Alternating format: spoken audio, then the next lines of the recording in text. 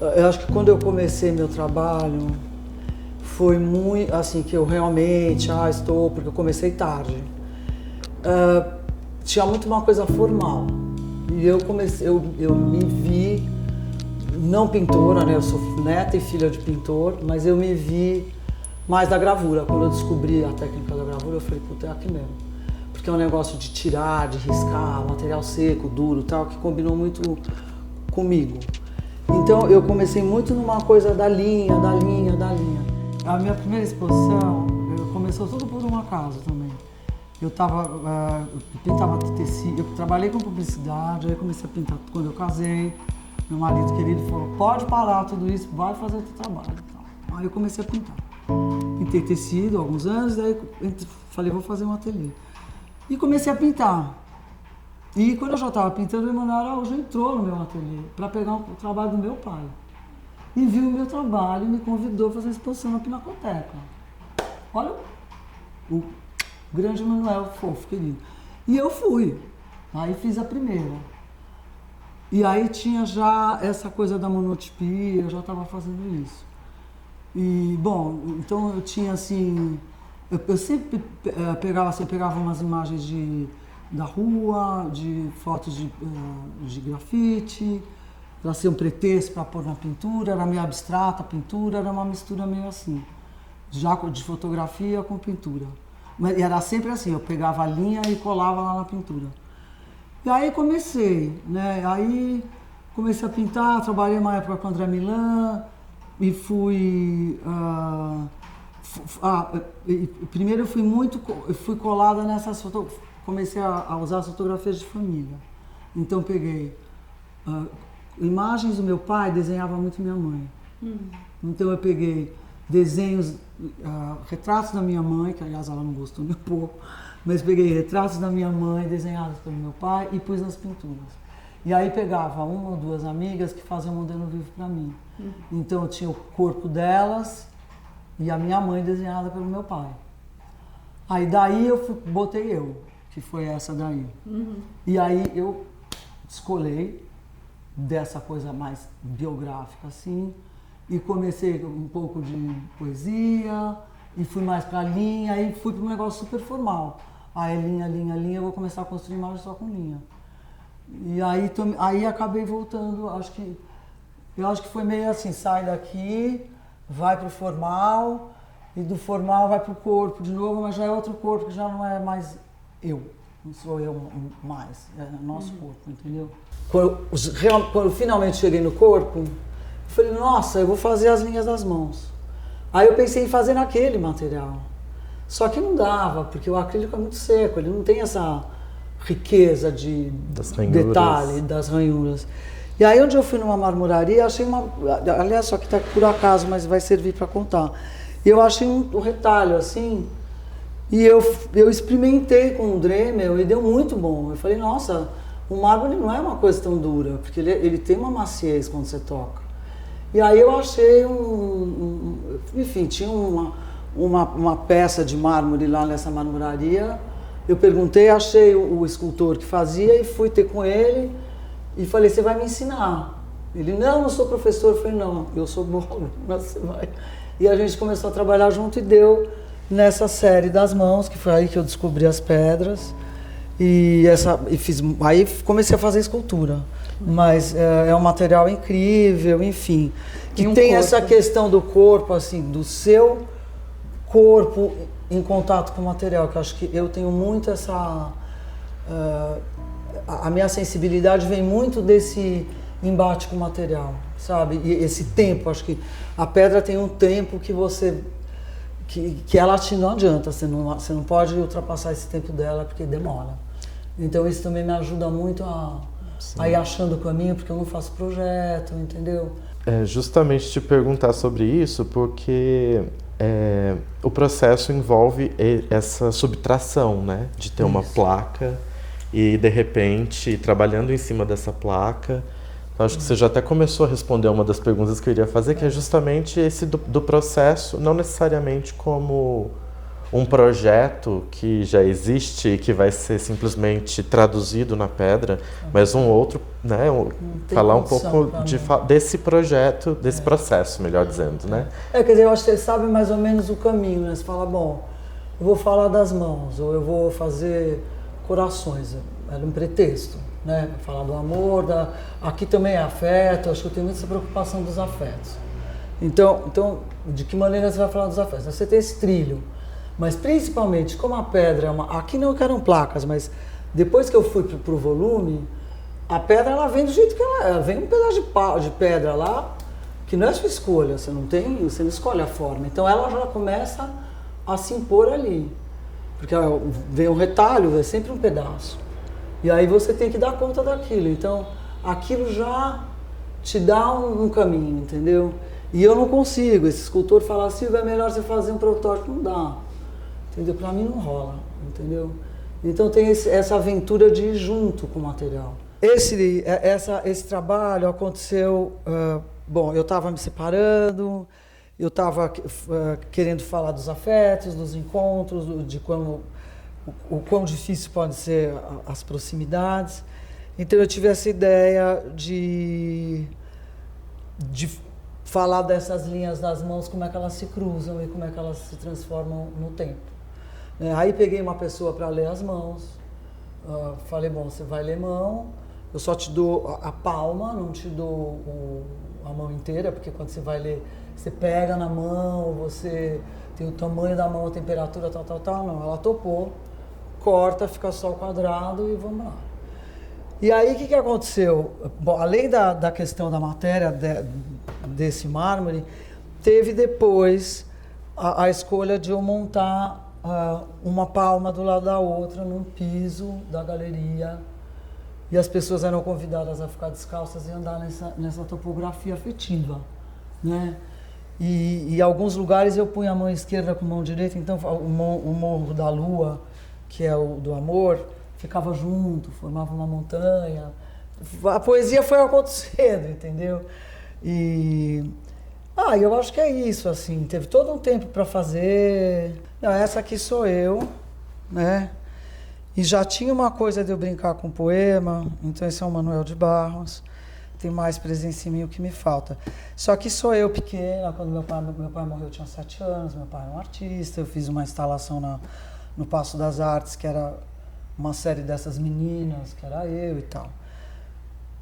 Então, assim, eu lidava com esse material aqui, que eu escapei da pintura, porque eu pintava, eu fazia umas monotipias e colava, que já eram essas linhas. Aí você vê, o que mais me interessava é quando apareciam essas linhas, eu colava na pintura. Aí uma hora, o Rafik Farah entrou no meu ateliê, tinha um negócio assim, ele pegou, não falou nada, ele só botou uma coisa assim, tirou a pintura e botou as linhas uma em cima da outra. Eu falei, opa! Tinha um lugar onde eu entintava para fazer as monotipias. Enfim, ele deu um toque ali, aí pum, eu saí fora da pintura e comecei a usar esses acrílicos, soltou, entendeu? E comecei a fazer essas sobreposições. Né? E aí, bom, veio a poesia junto e tal. Né? Então, essa questão desse acúmulo de linhas também era uma maneira. É que aqui não tem nenhum. Tem aquele peludo lá. Eu fazia muito essa coisa da linha, acúmulo de linha para criar um corpo e linhas expandidas dentro da caixa, que eu fiz uma série enorme, que eu fiz até na Pinacoteca, que são as silenciosas. As ouriças e as silenciosas. Que era uma coisa, que são paisagens, que a linha vem para o espaço. Quer dizer, já era uma coisa mais tridimensional. Mas e tinha sempre uma vontade que a pessoa se aproximasse. Tanto que na instalação dessas ouriças na Pinacoteca, tinha uma parede que era de pelo preto, que era para as pessoas fazerem assim, porque o pelo ficava molinho. Quase derrubaram a parede, numa praia. Porque era uma parede preta, fixa, um cubão assim, e 15 metros dessas paredes peludas brancas, e ficou lindo. E foi uma farra, as pessoas ficavam encostando na parede, fazendo uma farra. Eu fui nessa exposição, linda. Então, foi demais. E aí, você vê como você vai tateando, porque você quer falar disso, de corpo, de amor, de afeto, de proximidade. E aí caí nisso, acho que a hora que eu tive uma coisa, eu tive um aneurisma, operei minha cabeça. Um ano depois eu separei, quer dizer, eu estava num momento que eu tinha que dar salto no escuro. Aí eu fui pra pedra, né? Fui cavar pedra, entendeu? E essas placas sempre foram, então, trabalhos de chão? Não, eu instalei no chão porque eu queria um deserto. Eu queria chamar de deserto, a minha galerista na época não deixou. Mas o projeto chama Deserto das Palmas. Né? E aí eu pus no chão. Depois a gente várias vezes instalou na parede, porque as pessoas entenderem o que é, para as pessoas terem. Eu faço a palma da mão, às vezes, da pessoa, a pessoa tem casa, então elas funcionam na parede também. Mas o que eu acho muito interessante, porque você falou amor, tal, aqui, né? Aqui sou eu, mas tem o desenho, que é você numa foto, mas esse desenho, essas ranhuras, né? Mesmo na gravura e aqui, dessas linhas que são... não tem uma palavra, né? Assim, se você for pensar, palavra amor, é uma linha, a palavra é uma linha, mas daí já tem um nome. E aqui não, é uma coisa que tem afetos e tal, mas sem nome ainda, né? Nessas linhas. Que bom que a gente consiga, os artistas, esse é o nosso papel. Sem explicar, né? Quer dizer, que você consiga entrar em contato com isso e aquilo te, sei lá, você olha para isso aqui, você se dá conta de coisas. Aí as associações serão suas, né? Mas se o trabalho estiver afiado, eu vou te levar para algum lugar que eu quero falar. Ou para outros que você vai querer falar, eu nem sei. Né? Acho que é sobre isso, né? E por isso que eu acho que esta coisa da matéria, ela faz com que a linguagem, faz com que o artista consiga tirar alguma coisa de verdadeiro de si mesmo, entendeu? Esse tempo da linguagem, né? Eu achei tão lindo o dia que ele falou assim, eu escrevo à mão, lápis, papel, trancado num quarto. Porque eu quero ter a memória das folhas que não servem, tá lá arriscado, mas elas ficam lá. E se eu conseguir fazer uma página por dia que vale, eu já estou no lucro. Né? Porque eu acho que esse tempo que a gente fica chafurdando, ele vai dando essa história, entendeu? Que você não sabe exatamente onde é que você vai dar. Como eu não sou artista conceitual, eu acho que a matéria para mim ela me obriga a descobrir, entendeu? Eu acabei fazendo muita foto, mas depois eu acabo mexendo, misturando com outra coisa, entendeu? Porque eu acho um atrevimento também fotografar, porque é uma outra técnica, né? Mas como eu fui para a Amazônia, que está ali, por exemplo, aqui, né, para falar de escultura, né? Quer dizer, veio a pandemia, né? Eu estava nesse momento muito de saco cheio das artes, então eu fiz meu ateliê, que era um ateliê maravilhoso na Vila Madalena, um galpão lindo. Eu botei para alugar Airbnb, fiz um loft lindo e fiquei num ateliê que era uma salinha, um quarto de hóspede na minha casa, amiga, com essas duas mapotecas, eu não podia nem mexer lá dentro. Aí eu comecei a fazer tamanho A4. Comecei a ler A Queda do Céu, fui parar lá, falei, bom, e fiz uma série da Queda do Céu, aí fui entrando, aí começou Bolsonaro, aí eu caí lá nessa questão, que não era mais eu, né? Não era mais falar de mim, eu estava já nessa coisa que a gente está, que eu acho que é muito, sei lá, que é mais do coletivo, entendeu? Acho que a gente, uma questão mais coletiva aqui. Também porque eu estou mais velha, né? Acho que eu estou pensando mais no coletivo do que em mim, né? E, bom, e aí eu me aventurei aí para uma residência. E foi uma experiência difícil, porque era dentro da Amazônia, 12 dias e tal, e com outros artistas, eu sou lenta, e eu vi aqueles jovens produzindo super rápido, sabe? Eu fiquei meio atrapalhada, assim. E aí, bom, e demorei bom, você volta, e você tinha que entregar, isso era dezembro, novembro, e a gente tinha que entregar o trabalho em março, uma coisa assim. E aí eu fui viajar para Bahia depois, para o Piauí, enfim. Piauí eu fui antes, mas eu fui para Bahia. E aí eu peguei os ossos que eu já estava com e levei comigo. E fui botando em alguns lugares, entendeu? E fui fotografando, filmando, e foi muito legal. Porque aí eu comecei a saber o que eu queria fazer e foi esse território brasileiro, assim, botei na praia de Maraú. Sim. Porque isso aqui era uma leitura, era um deserto. Quando eu estava fazendo no Photoshop, eu só conseguia juntar aquelas mãos pensando num deserto, em depressões, e montanhas, em uma topografia mesmo, afetiva. E o deserto é um pouco essa paisagem que se transforma o tempo todo. Exatamente, né? que nem as minhas das vento, mãos. E no texto tem isso. Sim. Né? Que é uma coisa que está o tempo inteiro virando, que nem a gente, entendeu? Nada definitivo.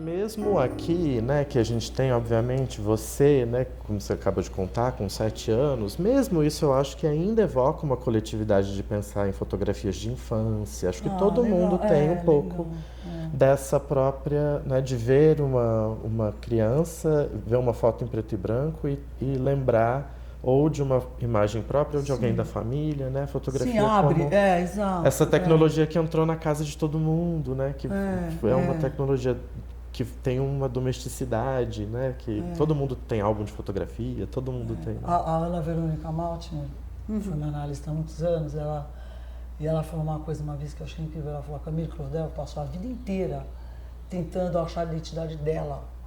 E aí deixou aquele trabalho que não é só sobre a identidade dela. Né? Quer dizer, muitas vezes você vive coisas que não é para você. Você vive para o outro. E você como artista, se você tiver realmente uma potência, você vai... Aquilo que é seu vai servir para o outro, né? Mas eu queria perguntar, para mim, mármore, as coisas que eu sei de mármore, foi muito através do Bernini. Bueno. Que é super carne, né? E o seu trabalho tem essa coisa do vermelho, que eu acho que é um ponto muito enfático, né? Sim, essa um cor. vício, né? Essa cor que eu acho que também tem algo... de não cicatrizado, quase, talvez, não sei. Sim. Porque o mármore, naqueles corações, né, você já traz o órgão, já é um corpo, já é um órgão, que é um elemento já mais visceral ainda da carne. Porque você vê o Bernini e você fala, nossa, é carne, só que o seu é interno do corpo, que é o coração, são os órgãos. E, além dos órgãos, você inclui a tinta vermelha se alastrando, né? Sim. Então eu queria falar da carne. Eu acho que esse vermelho tem uma coisa assim que é uma pegadinha assim, que além de ser o sangue, ele é um luxo, né? O veludo vermelho, o ouro é sangue, né? Você mata ali para ter ouro, olha o garimpo, olha tudo isso. Então eu acho que o vermelho está para as artes, para a riqueza, como uma cor muito luxuosa, veludo vermelho, as cortinas vermelhas. Tapete vermelho. Todos os tapetes luxuosos têm vermelho. Então tem esse... que é intuitivo, assim, não é que eu pensei, vou falar... Eu queria falar vermelho por causa do sangue, mas uma hora me dei conta que ele também é um luxo. Né? Então, assim, o vermelho, eu só usava preto, eu já usava preto e vermelho, aí eu fiquei no vermelho de um jeito, que é isso, entendeu? É sobre isso e eu acho que os ossos vieram muito para quando eu juntei o osso com o mármore, porque assim, quando eu li o Schopenhauer, né, ele fala que a queda do céu é o quê? Ele está prevendo o que está acontecendo. Quanto mais você cavar, mais insegurança vai ter no planeta, a gente vai implodir. A queda do céu é isso, a gente vai fazer isso, né?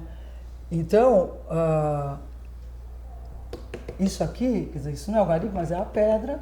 Lá na Itália também existe um problema ambiental de derrubar essas montanhas de pedra, entendeu? Porque é um jeito de você desmancha aquilo ali, arranca as pedras. E essa relação dessa coisa dura com essa coisa aqui que é estrutural da gente, né? E o ouro e tal. Então eu acho que esses materiais também eu estou usando por conta disso, né? Porque eu acho que a gente tem muita morte em volta agora. A gente está falando só de morte. O tempo inteiro a gente está em contato com a morte. No cinema, as guerras. Então a gente está muito perto da gente, entendeu? Eu sinto muito perto da gente. Mas o vermelho é bem vivo, né? E o coração também é o órgão que você escolheu que pulsa, assim. Sim, sim. E eu acho que também o coração tem uma sedução, né? Isso aqui é uma escultura, essa daqui é outra. né? Todo mundo gosta de coração, né? Sim. Eu tenho os pulmões também que eu fiz. Então, eu acho legal essas coisas do dentro do corpo, né? As partes do corpo, do dentro. Bone House, a Casa dos Ossos, era uma construção metafórica para falar do corpo. Então os poetas falavam Bone House nas poesias, na tradição oral. Então nessa coisa de contar histórias sobre alguém, quando precisava falar do corpo, ao invés de falar o corpo, falava em termos arquitetônicos. Olha que né? legal. Uma coisa do século. Porque é a estrutura, né? Exatamente. Também. Então é muito bonito isso. É o que te estrutura, né? E é engraçado porque eu acho que eu tenho uma relação do meu corpo. A minha irmã que me falou isso outro dia. Acaba, por exemplo, eu fiz a exposição das mãos, depois eu operei a mão, tirei um osso da mão. Que é esse aqui. Eu tirei esse osso da minha mão. Por quê? Porque gastou. Eu fiz isso e acabei tirando um pedaço da minha mão. Pagou com a carne mesmo. Uau. Olha isso. Impressionante. Né? Tive aneurisma, fiz um trabalho lindo do exame.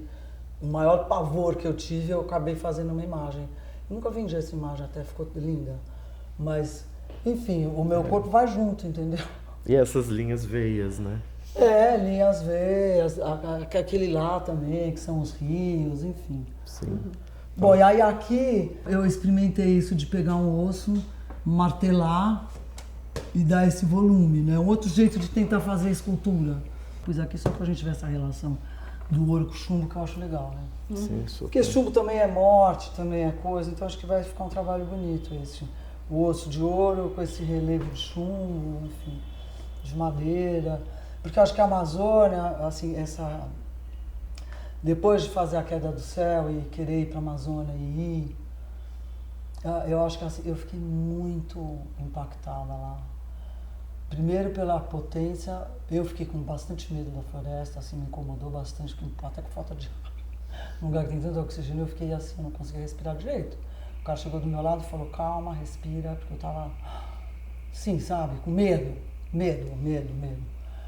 E depois pelas questões que as palestras, porque é muito legal a residência, chama Lab Verde, é muito legal. A gente pode falar um pouco dessa tentativa de fazer uma aproximação entre esse corpo amazônico, brasileiro, porque aqui não tem só a Amazônia, isso aqui, olha que beleza, que é a areia de Maraú, isso aqui.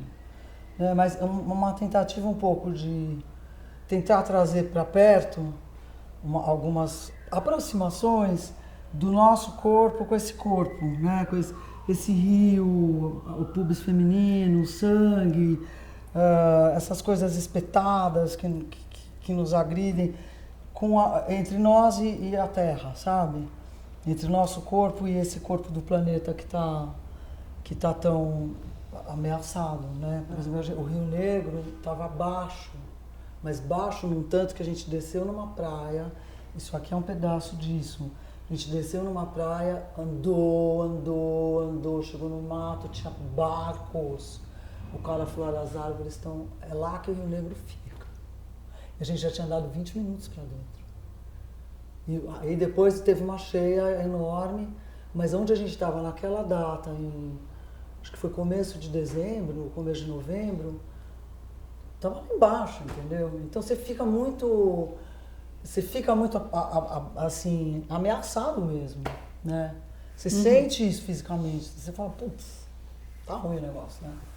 Então acho que aí saíram esses trabalhos que não tem essa beleza amazônica, entendeu? Aqui é engraçado, porque você falou dos espetos, me lembrou o ouriças. Exatamente. Né? Só que no ouriças tinha uma coisa assim, de uma delicadeza do sensível, né? De você encostar, você falou que as pessoas até encostavam demais, de você recuperar alguma sensibilidade de um tato, uma sensibilidade tátil. E aqui é mais assim, uma agressão dessa ameaça, né? Porque a natureza plena, respeito, né? Porque a Amazônia, ela é muito ameaçadora. É para o macaco não vir. Olha aí, olha, isso aqui é fungo. Olha a escultura que é. Que lindo! Me diga assim. Isso aqui vocês já devem ter visto. Isso tem nas árvores mesmo em São Paulo. que é a escama de pirarucu. Ai, que lindo. Olha isso. Isso daqui são 2 fotos que eu manipulei. É uma com outra, isso aqui é construído a imagem. E aí eu juntei. E aí eu imprimi num papel X, um papel fotográfico, entendeu? Que está em cima de uma placa de alguma coisa? Tá colado nessas placas de alumínio. Legal. É como normalmente. E é papel que algodão. é aquilo ali. Aquilo ali é isso. O fundo dela é uma placa. Eu, aliás, gostei de pintar nisso. Ele é bem durinho, assim. E elas não foram feitas assim para não ter vidro? Ou... Não, é que isso eu fiz para publicação da revista do Lábio Verde e sim. guardei. Eu não sei se eu vou ampliar e fazer, botar moldura, eu não sei ainda, entendeu? Entendi. Um contraste interessante de pensar no mármore como esse material super nobre e de toda uma tradição dentro das artes e pensar o vídeo, que aí já é uma outra tecnologia, uma outra forma de criar imagem que parece ir numa direção oposta ao do mármore e ainda assim você consegue fazer de um jeito em que as duas se encontram, né? Queria saber um pouco sobre essa... Porque eu acho que, na verdade, assim, as ferramentas, elas ao seu serviço. Então, eu acho que às vezes fico muito perdida porque eu uso muitos materiais diferentes. Então eu falo, minha filha, eu estou num momento muito assim, eu estou muito livre. Então, ontem eu voltei a pintar, ao mesmo tempo, mas agora assim, eu estou com uma necessidade, eu quero fazer a exposição, porque vai ter esse vídeo do Deserto das Palmas, está feito desde 2010. Tem 15 anos que ele está pronto. O Olododó eu só mostrei numa da Bahia, entendeu? Então acho que agora sim, a exposição tem essa série, tem os 2 vídeos, a instalação do Olododó, que você entra dentro desse corpo. O Deserto das Palmas é para 4 projetores, é um negócio gigantesco, que você vai ficar num deserto, você vai estar num deserto, de frente a um deserto. Então, tomara que seja nesse lugar que eu não posso falar, mas tem água também, vai ser incrível. E quando é que começou essa experiência com vídeo? Começou com esse Olododó, em 2000 depois que eu fui operada da cabeça, eu comecei a fazer esse negócio do corpo e eu tinha esse menino comigo. E já foi acontecendo, a gente achou um livro, eu ganhei um livro que tinha o macro e o micro, e aí a gente entrou no corpo, né, gente? Eu estava dentro do corpo. Tinha acabado de abrir minha cabeça, eu estava completamente dentro do corpo. Então, e o cara, ele embarcou muito comigo. Então, a gente ficou nesse vermelho, nesse sangue lá dentro, entendeu? E deu muito bom. E a instalação também, a Solange Farcas, minha amiga, falou, não, vamos fazer lá, e me deu essa sala, foi muito legal, né? Eu acho que o vídeo, eu depois fiz vários vídeos que eu nem editei, de pegar um bucho de vaca e fazer um sangue de cinema e furar assim, aí vem o sangue, e fiz com o iPhone, é muito bom o iPhone para fazer, que eu queria pôr umas TVzinhas pequenas assim, você põe do lado uma pintura, um negocinho assim. Sim. Mas ainda não fiz, mas eu tenho o vídeo feito. Então acho que o vídeo tem essa coisa que é muito rápido.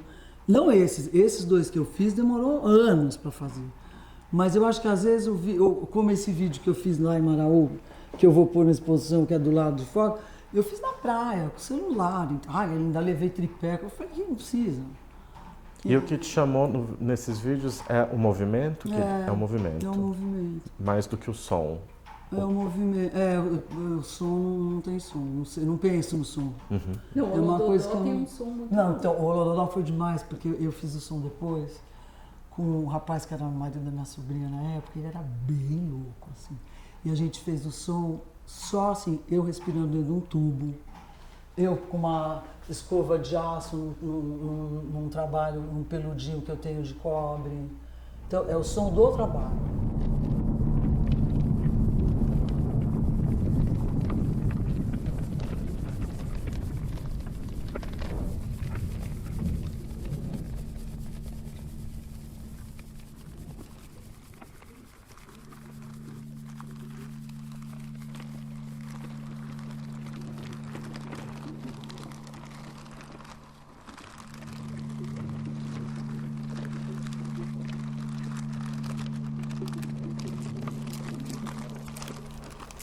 Eu acho que agora eu tô mais livre, sabe? Eu sinto que assim, eu não estou tão amarrada esteticamente, mas eu estou mais livre.